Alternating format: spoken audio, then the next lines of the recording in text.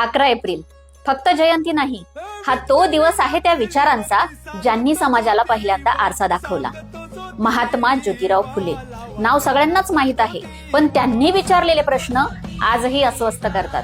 कारण फुले म्हणजे फक्त इतिहास नाही, तर फुले म्हणजे अस्वस्थ करणारच सत्य आहे.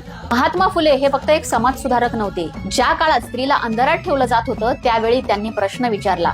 तिला शिकू देत नाही कारण ती विचार करू लागेल. आणि म्हणूनच त्यानंतर त्यांनी सावित्रीबाई फुले यांच्या हातात पुस्तक दिलं, कारण क्रांती घरातूनच सुरू होते. महात्मा फुले म्हणायचे, जर जन्मावर तुमचं स्थान ठरत असेल तर ही जाती व्यवस्था माणसासाठी नाहीच. ही जाती व्यवस्था फक्त अन्याय नाही, तर माणसाच्या स्वाभिमानाची चोरीच आहे. त्यांनी धर्मालाच प्रश्न केला, कारण धर्माच्या नावाखाली अज्ञान आणि भीती पसरवली जात होती.